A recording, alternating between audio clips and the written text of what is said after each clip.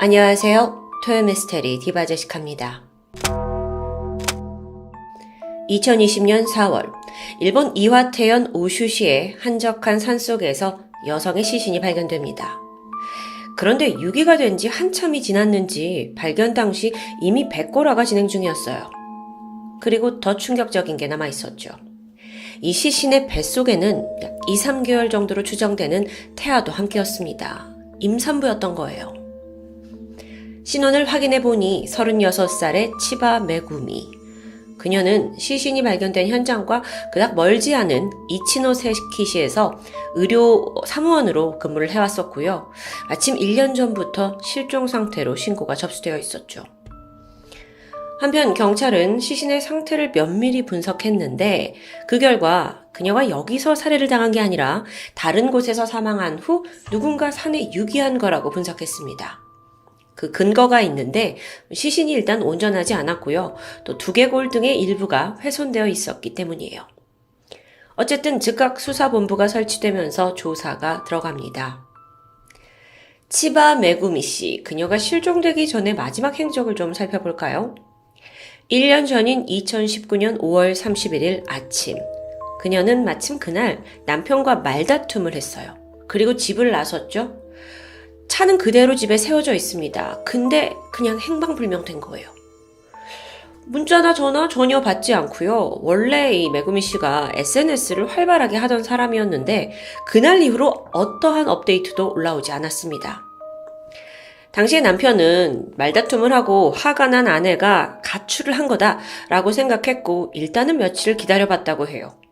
하지만 얼마 후 아내가 아예 회사마저 나가지 않았다라는 걸 알게 된 후에 실종 5일째 경찰에 신고를 접수했다고 진술했는데요.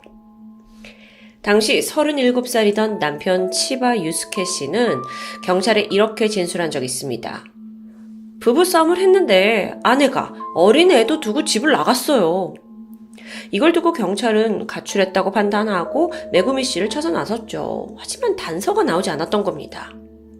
그런데 여기서 이런 경찰과는 별개로 남편 유스케는 아내를 찾아서 굉장히 열심히였어요. 심지어 사설 탐정을 고용했거든요. 그래서 사건 의뢰하고 또 일본 전역을 돌면서 아내가 있을 만한 곳을 다 방방곡곡 찾아다니고요. 아무래도 이러다 보니까 자기 회사에 결근하는 일이 많잖아요. 그러다 보니 직장 동료들 또한 아유 정말 딱하다 하면서 유스케 씨의 안타까운 사정을 잘 알고 있었습니다. 그러다 실종 11개월 만에 메구미 씨는 백골화된 시신으로 돌아왔죠. 남편은 아내의 유해 앞에서 한없이 눈물을 흘렸어요. 그리고 그나마 뼈라도 돌아와서 정말 다행이라는 말을 남기기도 했죠. 그 장면을 지켜보던 경찰들 역시 착잡한 마음을 감추지 못했는데요. 그리고 시간이 다시 흘러 2020년 10월. 마침내 이와테현 경찰은 메구미 씨를 살해하고 시신을 유기한 용의자를 체포합니다. 그 정체는 충격적이었지만 또 예상되시죠. 바로 남편 치바 유스케였습니다. 토미를 워낙 많이 보신 분들은 어느 정도 좀 예상하셨을 것 같아요. 그는 범행 일체를 자백해요. 그런데 아무리 그가 자백을 해도 오히려 유스케 주변 사람들은 도저히 못 믿겠다는 반응이었어요. 특히나 유스케가 한 회사를 20년 동안 다녔는데 그 회사의 사장 또한 너무 당황스러워하는 겁니다. 왜냐면 내가 20년 동안 봐온 유스케라는 사람은 성격이나 태도를 고려했을 때 아내를 살해할 사람이 절대 아니라는 거예요. 사장은 심지어 이 경찰한테 자백을 강요받은 거 아니냐라고 강하게 의심하기도 했어요. 적극 그를 변호하는 거죠. 아니 그렇다면 과연 유스케라는 사람은 어떤 성격이기에 이렇게 모두가 그의 결백을 믿는 걸까요? 우선 유스케는 20년 동안 회사를 다니면서 정말 헌신적으로 근무했습니다. 남들이 하기 싫어하는 잔업도 불평 한 번 하지 않고 묵묵히 해냈고요. 그러다 보니 직장 동료들 모두 그를 좋아했어요. 유스케가 체포되었다는 소식에 이 회사 동료들이 눈물을 흘렸을 정도니까요. 그런데 이와는 반대로 이웃들의 평판은 좀 다릅니다. 체포가 됐다는 소식에 이웃 주민 한 명은 아유 역시나 이런 짧은 소감을 남기는 거예요. 그 왜 그랬냐면 이 동네에선 이미 남편과 메구미 씨가 사이가 좋지 않다라는 소문이 파다했거든요. 근데 참 신기하죠? 이 한 사람을 둘러싼 반응이 정말 너무도 극과 극으로 나뉘고 있으니까요. 일단 유스케, 남편이 털어놓은 부부의 갈등, 아니 정확히는 그가 품어온 앙심은 놀랍게도 결혼 전인 7년 전으로 거슬러 올라갑니다. 이 두 사람이 인터넷 카페 동호회 오프라인 모임으로 만나게 돼요. 서로 좋은 감정이 싹트기 시작했고 1년 반 정도 교제한 끝에 유스케가 먼저 그녀에게 프로포즈를 하게 되죠. 그렇게 두 사람이 결혼을 준비하던 시기였습니다. 결혼 반지를 보러 갔는데 당시에 이 남자 유스케는 결혼 반지는 서로가 서로한테 선물을 해주는 거 아니야? 라고 생각을 했어요. 반면 메구미는 아니지, 이거는 남편이 반지를 사서 아내한테 사주는 거지.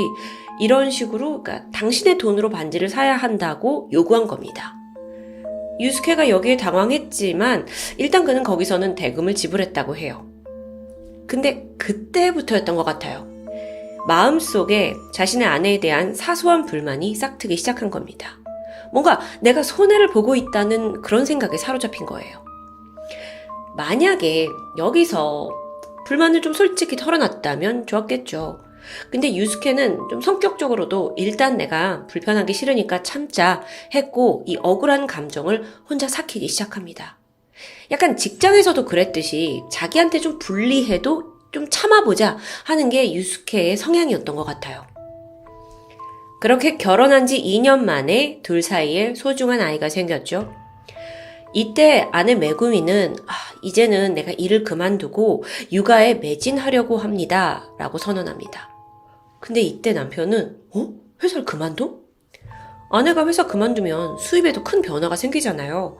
그리고 모든 생계를 자기가 책임져야 하고요. 그래서 사실 그걸 원하지 않았어요. 하지만 이걸 솔직히 말했을까요? 아니죠.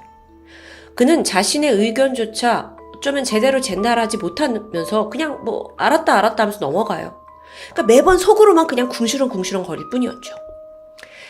사실 이건 좀 부부 사이에 중대한 일이라고 저는 생각이 드는데요. 물론 제가 결혼하진 않았지만 사실 두 사람 사이에 솔직하게 감정을 털어놓는 건 늘 답이었잖아요. 그러니까 제대로 상의를 하지 않으니까 부부관계는 점점 어긋나게 됩니다. 게다가 엎친 데 덮친 격으로 부부에게 또 다른 위기가 찾아와요. 남편 유스케가 돌발성 뇌전증을 진단받은 겁니다. 어느 날 회사에서 이 사람이 갑작스럽게 쓰러졌는데 그 후부터 계속적으로 발작을 종종 일으키는 거예요. 심하면 응급실을 가기도 했고요. 아이가 태어난 후 아내 메구미는 남편의 이 증상에 대해 굉장히 예민하게 반응했다고 해요. 더구나 이 메구미가 병원에서 근무했었잖아요. 그래서 좀 아는 사람도 많았는데 그렇다 보니 남편에게 다소 좀 심한 난 정말 쪽팔려서 죽겠어 이런 상처가 되는 이야기를 하기도 했고요. 근데 물론 이건 어디까지나 가해자의 증언에 따른 겁니다. 유스케의 주장에 따르면 아내는 자기가 아이를 혼자 보는 것조차 극도로 불안해했습니다. 심지어 애를 이렇게 안아 올리기만 해도 당신 그러다 발작 일으키면 어쩌려고 그래? 애 내려놔! 하면서 막 예민하게 굴어요. 근데 상태가 좀 안 좋았던 건 맞는 것 같아요. 실제로 그 의료 기록을 좀 보니까 의사가 유스케에게 안전상의 이유로 2년간 운전은 하지 않는 게 좋겠다라고 권했는데요. 그러니까 좀 상태가 그렇게 좋지 않았던 것 같죠? 근데 또 이걸 본 아내 메구미가 진짜 쓸모없는 인간이야 라는 비수를 꽂기도 했습니다. 참고로 죽은 메구미의 일기장이 나중에 밝혀지는데 그걸 좀 살펴보면 결혼 생활에 대한 그녀의 불만이 고스란히 적혀 있었어요. 이런 문구가 있는데 월급이 더 많은 남자와 결혼했어야 했다. 남편의 머리카락이 떨어져 있는 집으로 돌아가고 싶지 않다. 내 결혼은 실패했다. 근데 유스케가 어느 날 우연히 이 일기장을 보게 된 겁니다. 절망에 빠졌죠. 절망? 아니요. 그 이상의 감정이었을 수도 있습니다. 자, 지금까지 여러분들께 들어보시면 뭔가 아내 메구미가 사건의 좀 원인을 제공한 게 아니냐라고 생각이 드실 수도 있어요. 그런데 여기서 지적해야 될 부분이 있죠. 메구미가 시신으로 발견된 당시에 임산부였습니다. 그리고 뱃속의 아이여 유스케의 친자로 확인됐어요. 아니, 두 사람이 그렇게나 사이가 안 좋았는데 어떻게 둘째까지 임신을 하냐고요. 여기에 경찰은 일단 유스케에게 당신 아내가 임신한 걸 알고 있었냐? 라고 물었습니다. 그는 몰랐다고 말해요.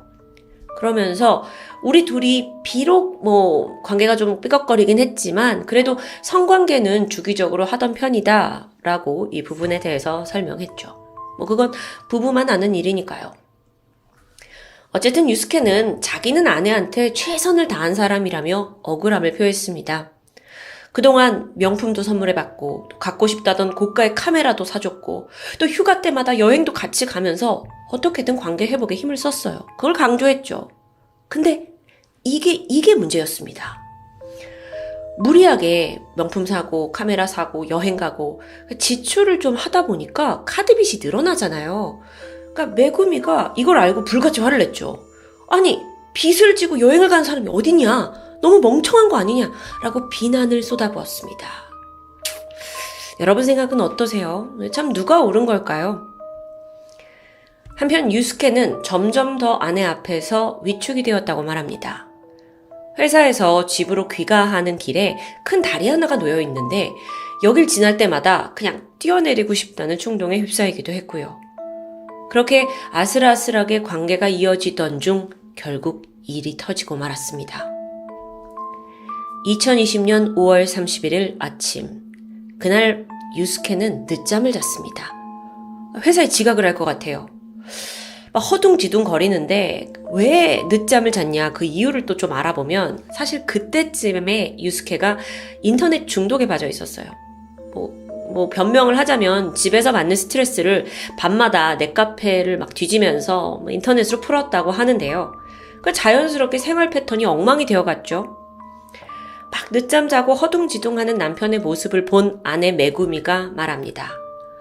그렇게 밤새 인터넷만 하니까 이러는 거 아니야. 정말 한심해. 이 말을 이제 퍼붓고 메구미는 화장대에 앉아서 출근 준비를 하기 시작해요. 그런데 이때 남편 유스케의 행동은 평소와 달랐습니다. 그는 자신을 또 비난하는 아내를 더 이상 견딜 수 없다고 생각했어요. 그래서 눈에 보이는 저기 침실에 꽂혀있는 전기 코드를 뽑아들어요. 강하게 쥐었죠. 그리고 화장대에 앉아있는 아내의 뒤로 접근합니다. 그리고 전기선으로 메구미의 목을 강하게 졸랐고요. 아내는 너무도 갑작스러운 공격에 막 몸부림치면서 저항했죠. 하지만 남편은 멈추지 않았습니다. 더 세게 전기선을 당겼어요. 잠시 후 메구미의 몸은 힘없이 축 처지고는 바닥으로 떨어졌습니다. 이후 유스케는 아내의 시신을 옷장 안으로 숨겨요. 그리고 이걸 영원히 비밀로 붙이기로 혼자 다짐했죠. 지금까지도 나는 좋은 남편, 좋은 아버지였잖아. 그 평판을 잃을 순 없어. 라고 생각했던 것 같아요. 자, 살인이 벌어졌던 그날 유스케는 평소처럼 아들을 유치원에 데려다 줬고요. 또 한 번 각오를 다졌죠.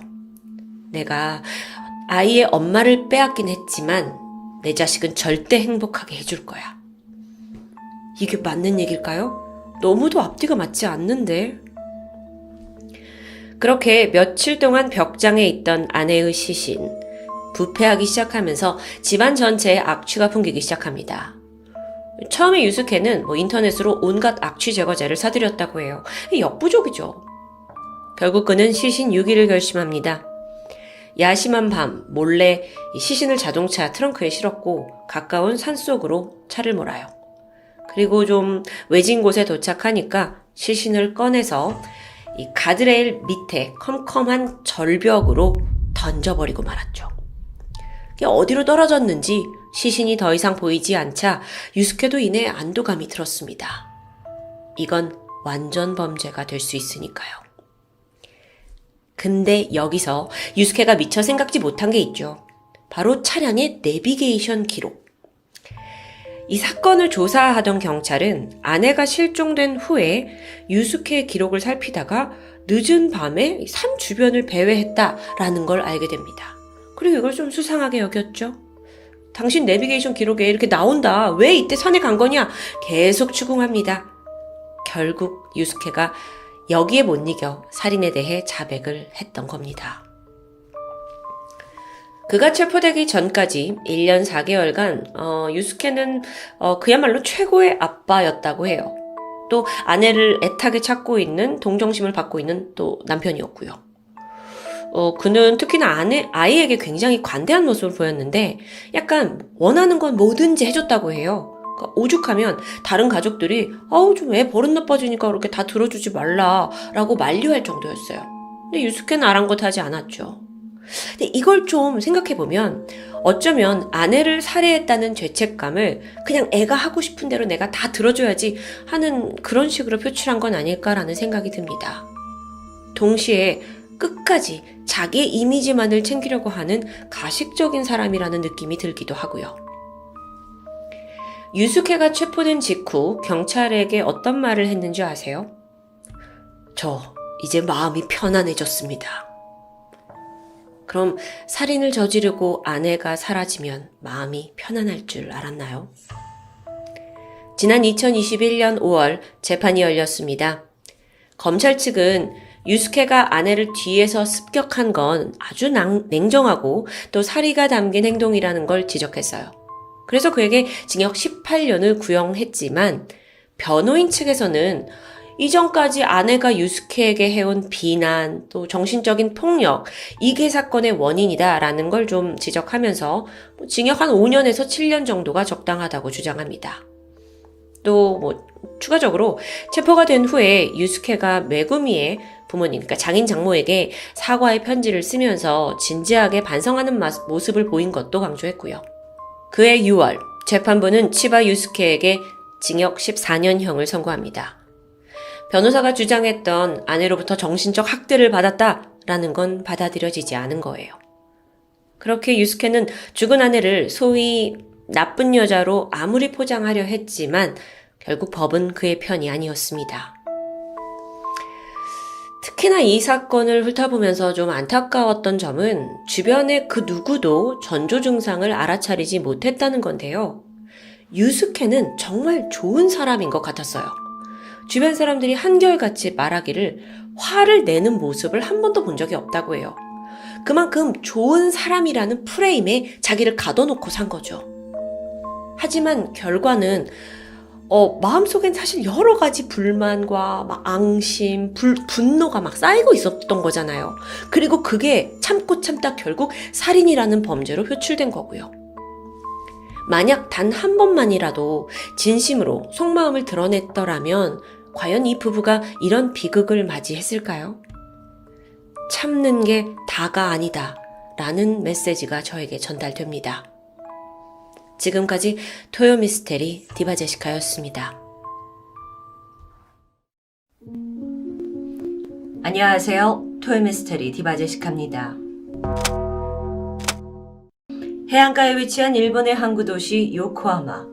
1994년 11월 3일 요코하마 공업지대에 있는 케이히노나에 검정색 비닐봉투가 하나 떠오릅니다. 쌀포대처럼 묵직해 보이는 그것엔 누군가 일부러 큰 돌까지 묶어둔 상태였죠.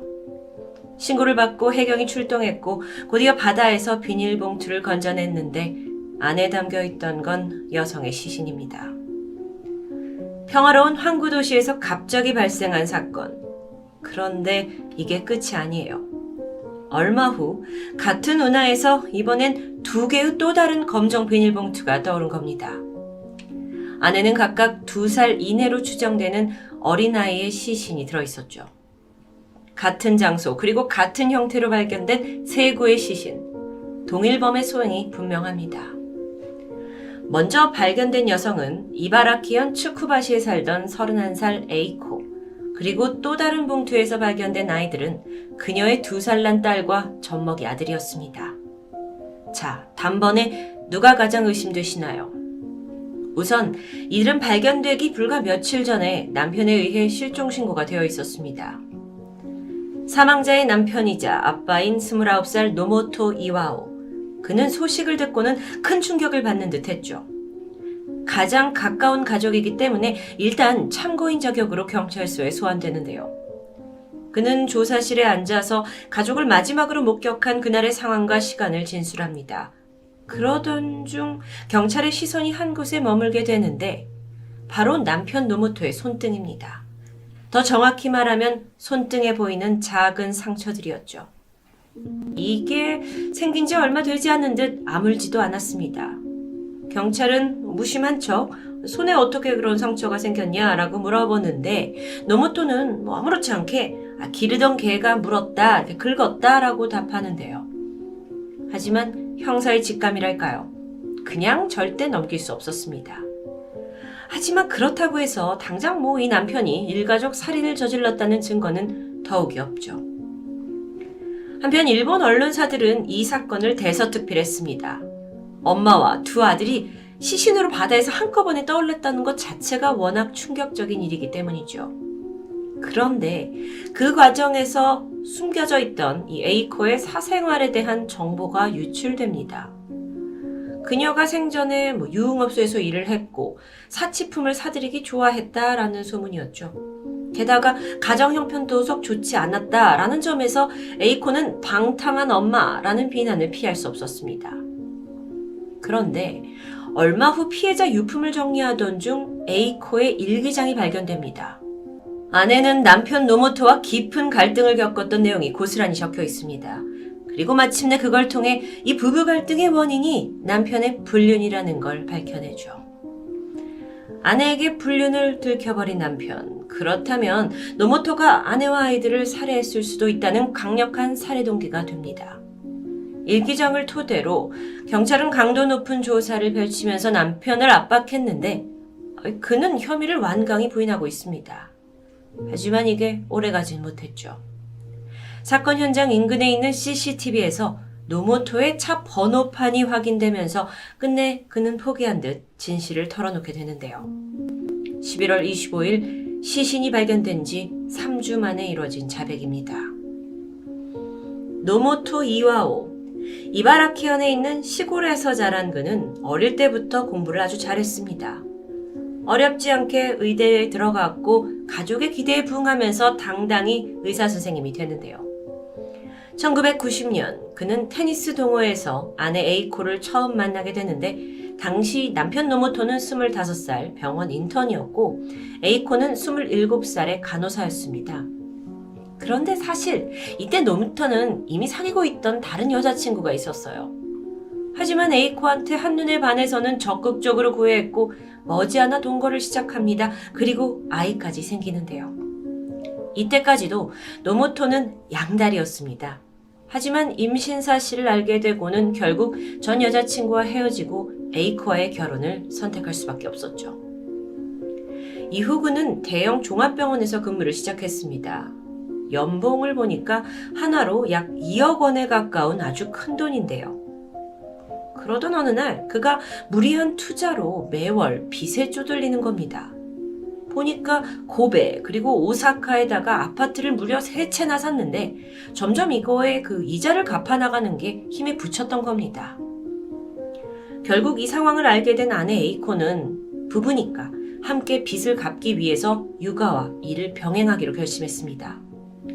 낮에는 의료기관 보조도우미로 일을 했고요. 밤에는 가라오케 도우미로 힘들게 돈을 벌면서 살아가고 있었고 남편과 두 자식 모두 행복하기 위해서는 이 방법밖에 없다고 생각했죠. 그러던 어느 날입니다. 에이코를 격분하게 만드는 사건이 벌어지는데 우연히 남편이 빚을 지게 된 진짜 이유를 찾아낸 겁니다. 그게 어이없게도 불륜 때문이었어요. 노모토는 이미 결혼 전부터 여자 관계가 복잡했습니다. 결혼 후에도 같은 병원에 있는 간호사들을 꼬시면서 바람을 피워온 사실이 드러난 겁니다. 투자 목적으로 샀다던 그 아파트 역시 내연녀한테 선물한 거였죠. 이 모든 걸 알게 된 에이코는 그간 힘들게 살아온 그 시간들이 다 허무해졌고 또 비통했습니다. 당연히 분노가 치밀었겠죠. 그리고 이때부터 부부의 갈등이 시작됩니다. 고민하던 에이코는 남편에게 이혼을 요구하면서 위자료 10억 원 그리고 월 1,000만 원의 양육비를 요구합니다. 하지만 노모토가 싹싹 빌면서 다시는 안 그러겠다고 간신히 그녀를 달랬고 부부는 겨우 이혼 위기를 넘기게 되죠. 하지만 그렇다고 남편이 정신을 차린 건 아니었습니다. 그 바람기가 어디 가나요? 여전히 바람을 피웠고 아내 에이코는 지쳐갑니다. 결국 부부가 우리 가족을 위해서 함께 해야 한다라는 빚 갚기, 이걸 그냥 때려치기로 마음먹었고요. 대신 그 돈으로 자신을 위한 사치품을 사거나 또는 오로지 아이들을 위해서 사용했습니다. 남편 노모토의 자백에 따르면 에이코와 두 아이는 모두 같은 날인 10월 29일에 살해됩니다. 사건 당일 새벽 5시 부부는 또다시 남편의 여자 문제로 크게 다투기 시작했는데 언성이 점점 높아졌고 급기야 아내 에이코가 부엌에서 칼과 로프를 꺼내서 목에 걸더니 내가 너 때문에 못 살겠다면서 자살하겠다는 아주 극단적인 상황에 처해지게 되죠. 그리고 잠시 후 분노에 가득 찬 그녀가 남편에게 건넨 마지막 말, 네가 저지른 불륜 내가 다 병원장한테 폭로할 거야. 그런데 순간 노모토는 자신의 방탕한 삶을 지탱하게 만들어준 이 귀중한 직업을 잃을 수도 있다는 불안감에 스쳤습니다. 그러면 절대 안 되겠죠. 그러면서 자동적으로 그의 손이 아내 손에 감겨있던 로프로 다가갔고 본능적으로 힘껏 당겨버립니다. 놀란 아내가 발버둥 쳤지만 남편이 손으로 입과 코를 틀어막아 버렸습니다. 잠시 후 에이코 몸은 힘없이 늘어졌고 주변은 고요해지는데요. 새벽 5시 반, 곧 아이들이 깰 수도 있습니다. 노모토의 자백에 따르면 이 아이들, 살인자 아빠를 둔 아이들은 더 이상 행복할 수 없다라고 판단했습니다. 그리고 조용히 아이들 방으로 갔고 결코 해서는 안 된 일을 저지르고 맙니다. 두 아이는 모두 아빠의 손에 차례로 숨을 거뒀습니다. 노모토는 멍해졌습니다. 하지만 이내 평소처럼 병원으로 출근을 하죠. 집에 세 구의 시신을 그냥 둔 채 말입니다. 그날 근무하는 내내 이 시신들을 어떻게 처리해야 할지 고민했습니다. 그러다 돌을 매달아서 아내와 자식들을 수장시키기로 결심했죠. 집에 돌아온 노모토는 대형 비닐에 각각 시신을 나눠서 담은 뒤 트렁크에 그것을 싣고 집을 나서게 됩니다. 시신 유기를 하러 곧장 바다로 간 건 아니었어요. 그는 이 우울한 기분을 잠시 털어야겠다고 생각을 했는지 가던 중에 스트릿바와 매춘업소에 들립니다. 그리고 한동안 신나게 유흥을 즐겨요. 지금 트렁크에 시신이 있는 거 기억하시죠? 이건 완전 정신병자인데요.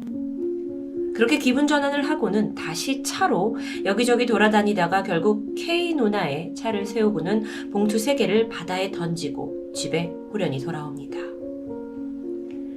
이후의 행적도 기가 막힙니다. 다음 날 노모토는 내연녀와 함께 여행사에 들려서 홋카이도에 놀러갈 계획을 세웠습니다. 그리고 동시에 가족들의 실종 신고를 접수했죠. 돌에 묶인 채 깊은 바다에 빠진 3명의 시신은 앞으로도 절대 발견되지 않을 거라고 굳게 믿었습니다. 자신한테 이제 새롭게 펼쳐질 인생에 부풀어 있었을까요? 그러다 얼마 후 시신이 떠올랐고 이어서 아내의 일기장 그리고 번호가 찍힌 CCTV 영상까지 나오면서 노모토의 완전 범죄는 보기 좋게 실패하고 맙니다. 지금까지 드러난 이 정황과 자백에 따르면 사건은 명백한 타살입니다. 하지만 재판에 들어가면서 노모토가 뭐라고 하냐, 순간의 분노에 의한 우발적인 범행을 좀 더 주장합니다. 아니 근데요, 이 사건을 좀 더 살펴보면 여전히 풀리지 않는 미스테리가 몇 가지 있습니다. 먼저 사망한 아이들 중 1살 배기 이 둘째 아들의 시신을 부검을 해봤더니 아이의 위장에서 아직 녹지 않은 초콜릿이 발견된 겁니다. 여러분, 원래 초콜릿은 고체 형태지만 온도가 높아지면 바로 녹아버리는 음식이죠. 보통 위장에 들어가면 1시간만 지나면 전부 소화됩니다. 하지만 위장에서 소화가 되지 않은 아직 딱딱한 형태의 초콜릿이 남아있다 라는 말은 곧 아이가 살해되기 1시간도 남지 않은 시점에서 이 초콜릿을 먹었다는 뜻이 될 텐데요. 생각해 볼게요. 노모토는 분명 새벽 5시 반에 아내를 살해했고 이후에 자고 있던 아이들을 살해했다고 말합니다. 그렇다면 아이들이 적어도 새벽 4시 반 이후에 그 늦은 시간에 초콜릿을 먹었다는 건데 어딘가 앞뒤가 맞지 않습니다. 결정적으로 살해 바로 전날 에이코의 집을 방문한 지인의 증언이 있었는데 이게 더 미궁에 빠지게 만드는데요. 10월 28일 에이코의 집을 방문한 지인은 저녁 7시 반쯤에 이 둘째 아이가 초콜릿을 먹는 걸 목격했습니다.